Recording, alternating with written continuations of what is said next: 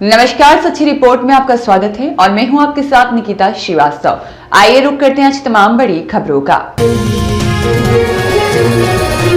वर्ष 2018 में हाईवे निर्माण के बाद 2023 में बिपरजॉय के जख्म अभी भूले ही नहीं है नगरवासी और तखतगढ़ पालिका क्षेत्र में विकास या लापरवाही। करोड़ों की परियोजना जवाबदेही की प्रतीक्षा में तखतगढ़ नगर के 2 क्षेत्र में आने वाली आम जनता वर्ष 2018 में NH 325 हाईवे निर्माण के बाद 2023 में एक ही महीने में 2 बार बिपरजॉय के जख्मों को अभी भूल ही नहीं है। लेकिन वर्तमान में तखतगढ़ कस्बे में चल रहे करोड़ों रुपए के विकास कार्य कस्बे के भविष्य को संवारने का अवसर भी है और प्रशासनिक जवाबदेही की प्रतीक्षा में भी देखी जा रही है कि राज्य सरकार द्वारा स्वीकृत तालाब सौंदर्यीकरण तथा मुख्य चौराहे से लेकर मेन सड़क निर्माण जैसी परियोजना कागजों में विकास का प्रतीक अवश्य लगती है, लेकिन जमीनी हकीकत कई गंभीर सवाल खड़े कर रही है। आम जनता का आरोप है कि लगभग 12 करोड़ 34 लाख रुपए की लागत से बनने वाला मुख्य मार्ग और 12 करोड़ का ही तालाब सौंदर्यीकरण और गार्डन कार्य बिना प्रभावी तकनीकी निगरानी के संचालित हो रहा है। यदि यह सत्य है तो यह केवल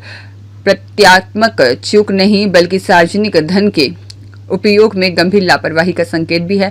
किसी भी निर्माण कार्य की गुणवत्ता सुनिश्चित करने के लिए नियमित साइट निरीक्षण, सामग्री परीक्षण और डिजाइन मानकों का पालन और कार्य प्रगति की पारदर्शिता अनिवार्य होती है और इन प्रक्रियाओं की अनुपस्थिति भविष्य में सड़क धंसने, जलभराव और संरचनात्मक क्षति और अतिरिक्त मरम्मत खर्च का कारण बन सकती है। तालाब सौंदर्यीकरण जैसे कार्यों में तो तकनीकी सावधानी और भी आवश्यक है, क्योंकि यह केवल सौंदर्य से जुड़ा विषय नहीं बल्कि जल प्रबंधन, भूजल पुनर्भरण और साथ ही शहरी बाढ़ नियंत्रण से सीधे जुड़ा हुआ एक विषय है। यदि जल आवक मार्ग अवरुद्ध होते हैं या जल धारण क्षमता कम हुई तो आने वाले वर्षों में जलभराव और जल संकट दोनों की आशंका बढ़ सकती है, जिसका वास्तविक अर्थ केवल बजट घोषणाएं, शिलान्यास या निर्माण की औपचारिक शुरुआत नहीं। विकास तब सार्थक होता है जब निर्माण टिकाऊ हो, पारदर्शिता बनी रहे और जनता को उसका दीर्घकालीन लाभ मिले।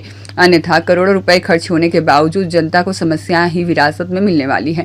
यह भी आवश्यक है कि संबंधित विभाग तत्काल तकनीकी निरीक्षण सुनिश्चित करे, गुणवत्ता परीक्षण रिपोर्ट सार्वजनिक करे और कार्य प्रगति की जानकारी नागरिकों के लिए उपलब्ध कराए। साथ ही जनप्रतिनिधियों और नागरिक समितियों को निगरानी प्रक्रिया में शामिल करना पारदर्शिता की दिशा में एक महत्वपूर्ण कदम हो सकता है।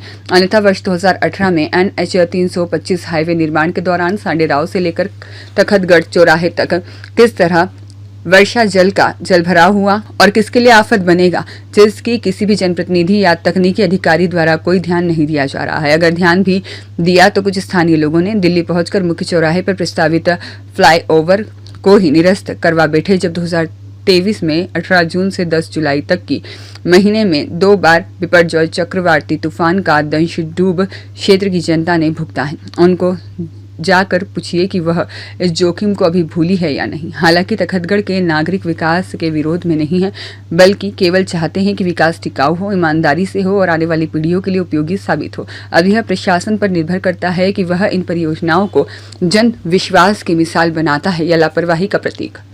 खीमाराम मेवाड़ा की रिपोर्ट।